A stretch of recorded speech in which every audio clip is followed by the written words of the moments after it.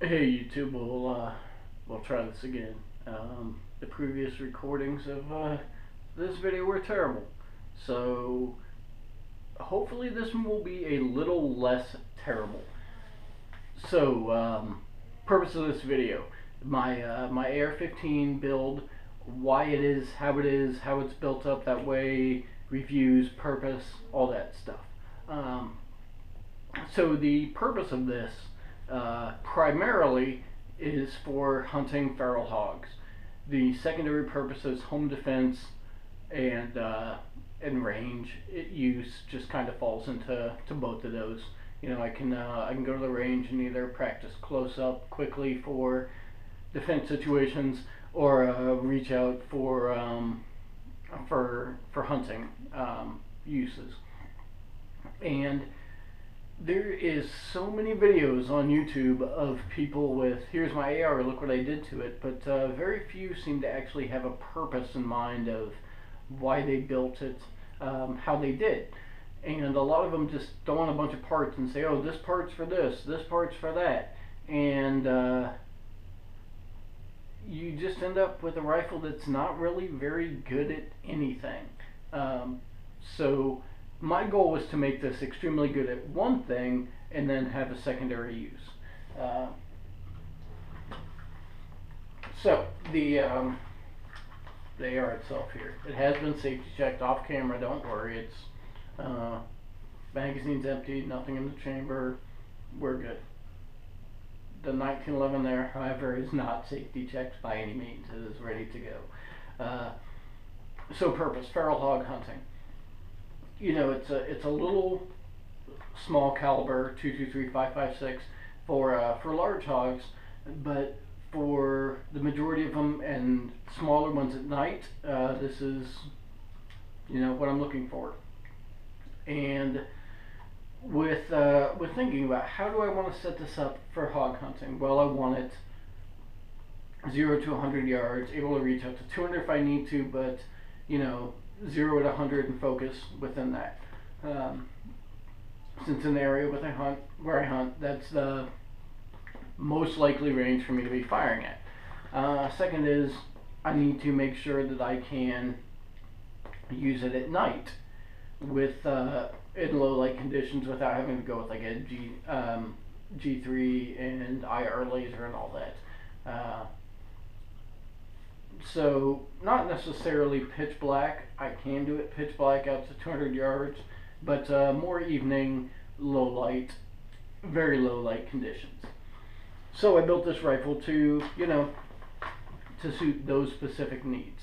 And before we get into the actual, you know, how it's built up, what everything does, I'll talk about it from the factory. This is a DPMS Oracle that I got brand new at a very reasonable price. If you are in the Austin, Texas area, shoot me a PM and I'll let you know, where I picked it up from and what you can expect to pay, as well as if you want, you know, a dozen other types of ARs, where you can get those here in the area. So 1,000 to 1,100 rounds, no malfunctions. No failure to feeds, no double feeds, no failure to ejects. It has ran flawlessly. That it's been extremely impressive. You know, what do you say? That many rounds without a single malfunction? You know, I might expect one, breaking it in. Two, maybe, you know, range ammo wasn't great, or the mag wasn't seated well, or, you know, it was dirty or whatever. But 0, I'm pretty happy with it. Fit and finish, pretty good. Not perfect, but pretty good. The finish itself, there's a few things to be desired, but nothing bad, nothing really detrimental. Just a few things that could have been polished a little bit more or cleaned up. But looking at that, you know, you're mostly talking about weird stuff like where the dust cover latches isn't quite as smooth as it could be. But again, no issues. or this little goofy line where the dust cover hits the low receiver here, that was basically that way when I got it. You know, again, you know, not perfect, but certainly it's run great, so no issues there. But from the factory, no optics, no iron sights, A2 style handguard, a horrible magazine boxed with it. I have not used it once. I have no desire to. It feels like it's gonna cut me and fall apart in my hand. So maybe you could stomp on that and then stab a home intruder with it. I don't know. Or you can throw it in the back of the drawer and never think about it like I'm trying to.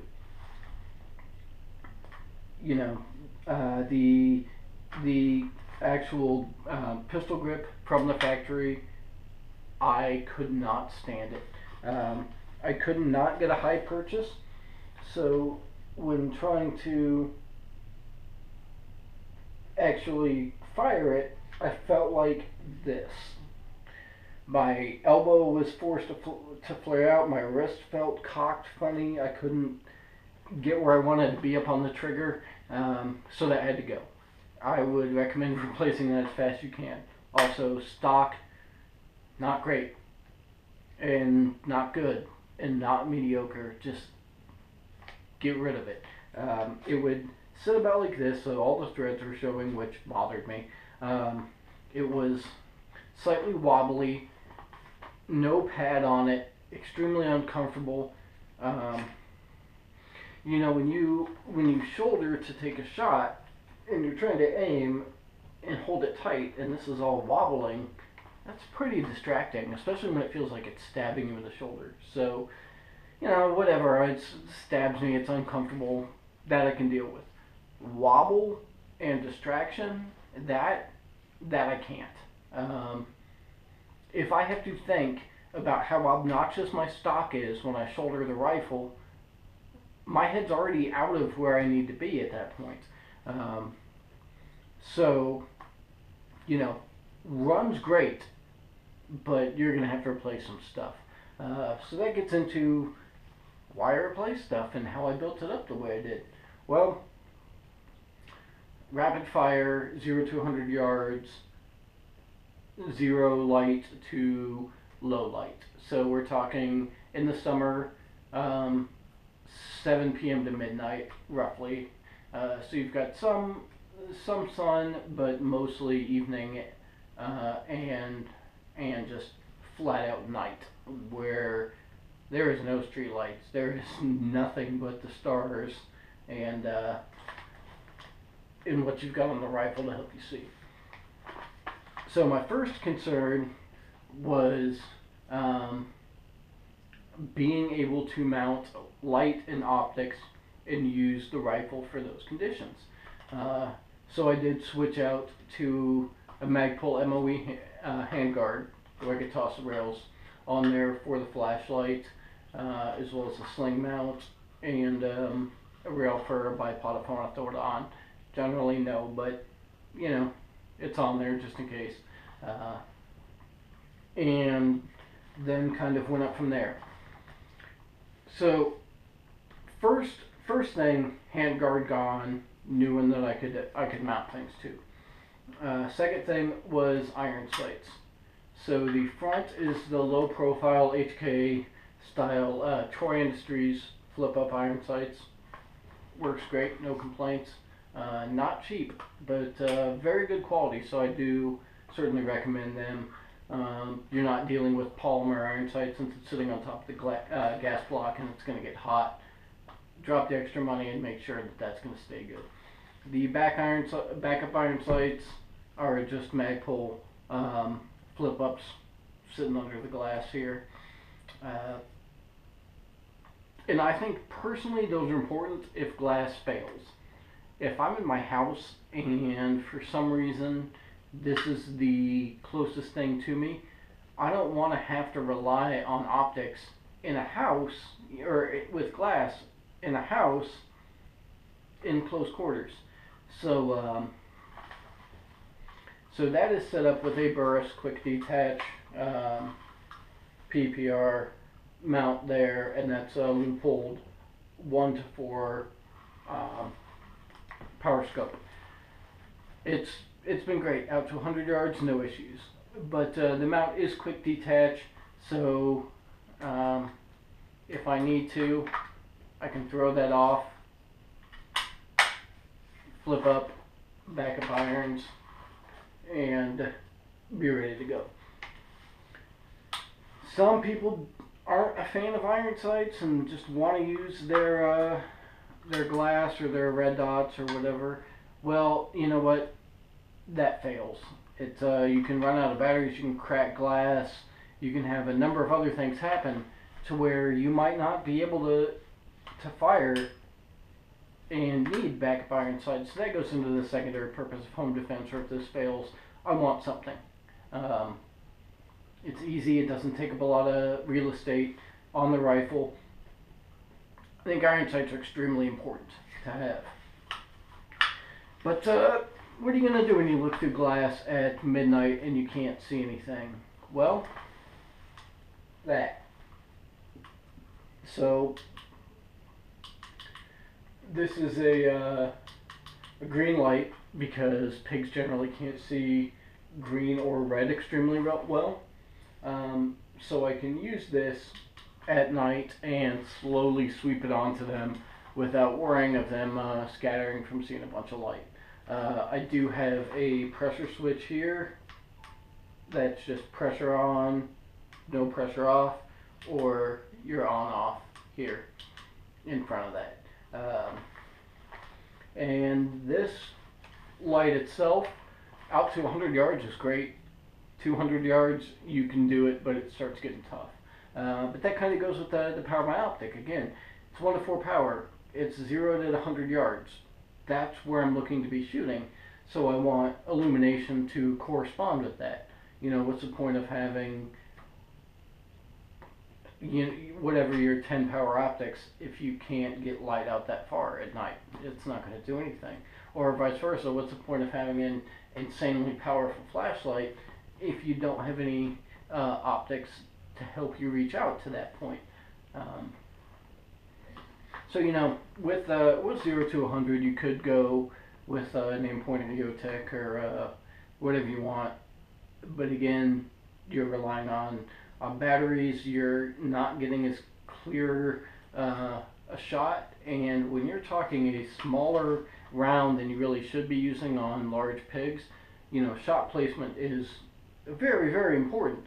So that's why I went with glass instead of tossing on one of my red dots on this rifle. And again, you know, it comes down to specifically what are you looking to do with it. If you want a home defense rifle where you're under 50 yards all the time and want it fast, sure, go with one. I've got them, it's just not on this. Great. And going into that, you know, sling mounts, we don't need to get into that, but rifles get heavy to carry around for hours. They get real heavy, so the sling helps for being out in the woods.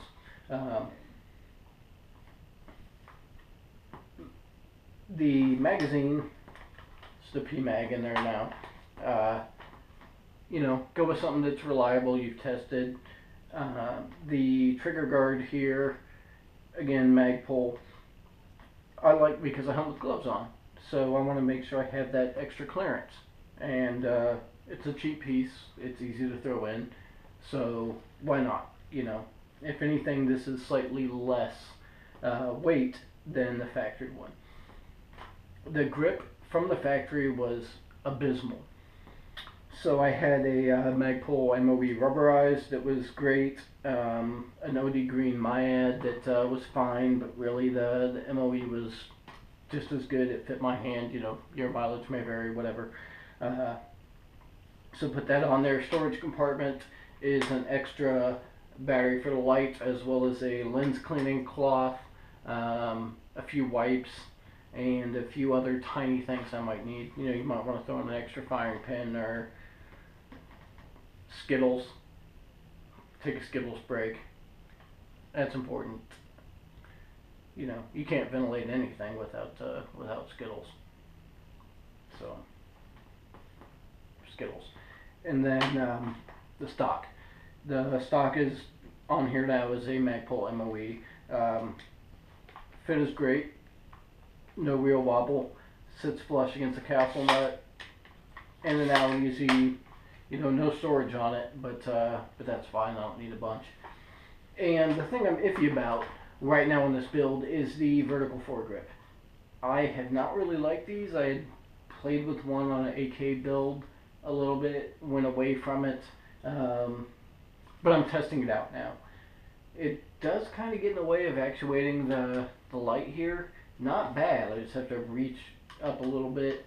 I don't know. We'll see if it stays or not. I wasn't a fan, but that'll get into the furniture set.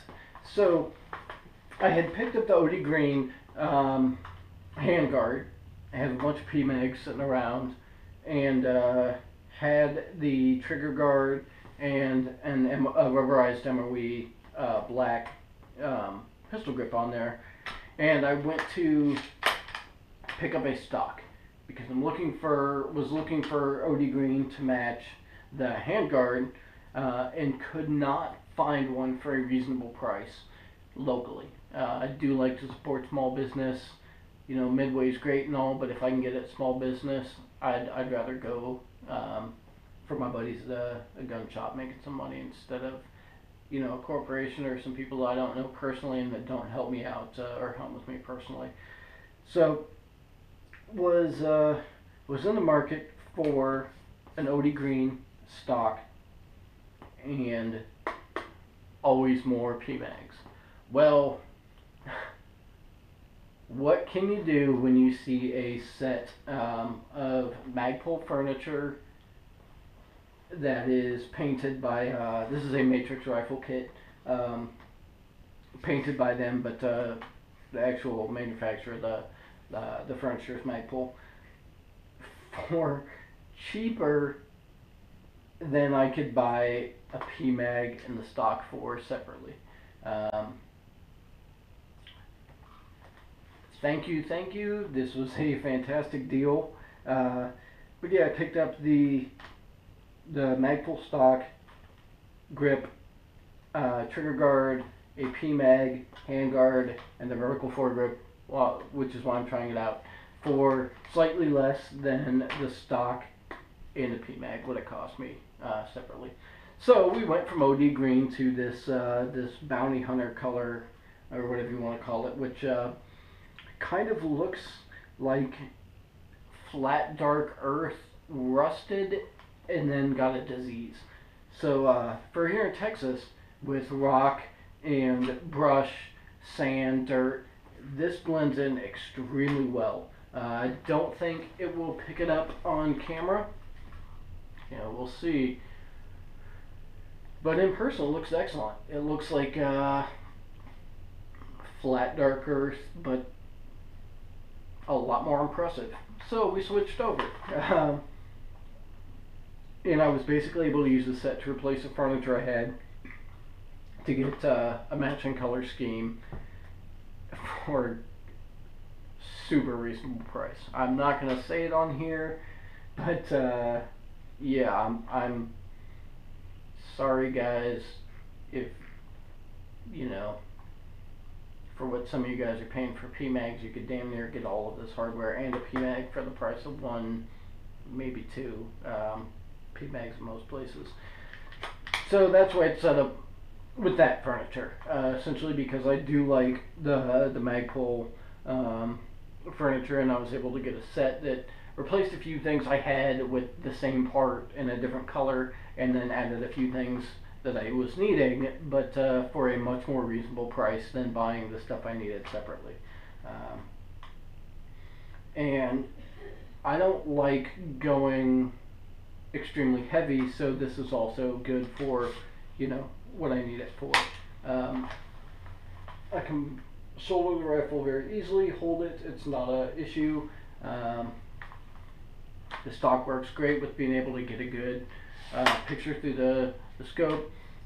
It's, you know, some people might want a cheek riser, but for me, when I draw it quick my eye just kind of naturally falls where it needs to be without one. So we're good with that. But also threw on a bad lever on the side. Not so much because for reloading, but actually it makes locking the bolt back so much easier. Just incredibly simpler.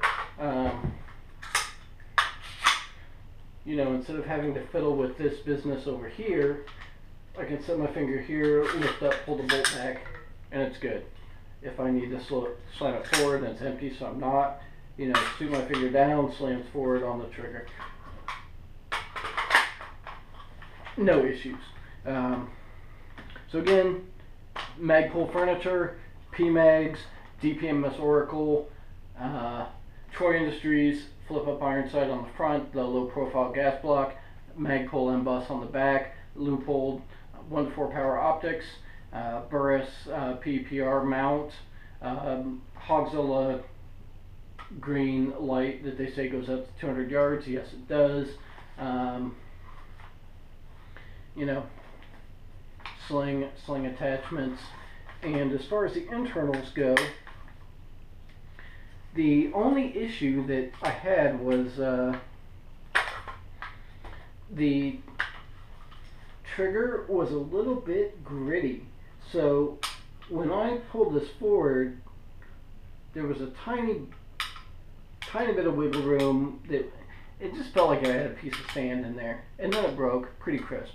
So I didn't change the geometry of it at all, but essentially polished it up with the same, you know, kept the shape of the metal, and it smoothed out the trigger and has a lot cleaner, crisper break. So I would recommend doing that if you're comfortable. If you're not, don't, because you can really mess up the rifle.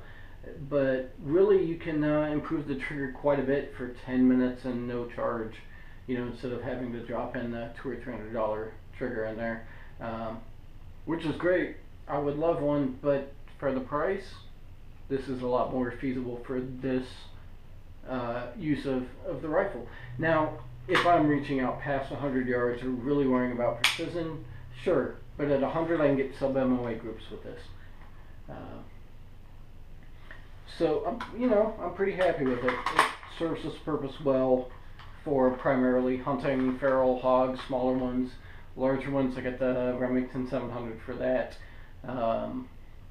And home defense if need be. Also, the nice thing about home defense is if I do have the optic on, I can't pull it off and get my iron sights up. Within 10 yards, basically where the spot is for the flashlight, the round is going to go a couple inches to the left.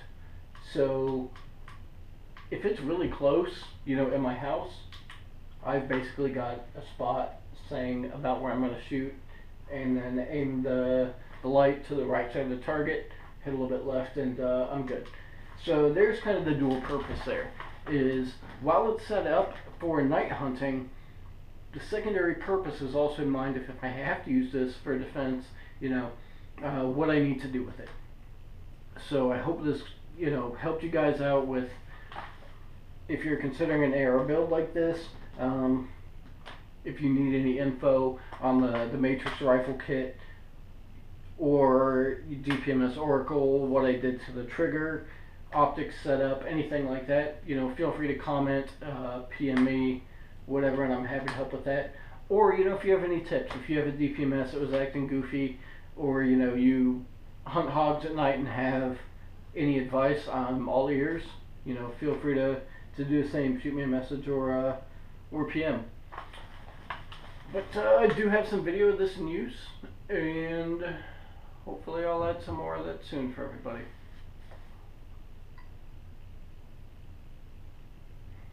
Oh yeah, I'm turning off the GoPro with my phone, so that's what's taken me a long time, and I got some pop-up. Handle it.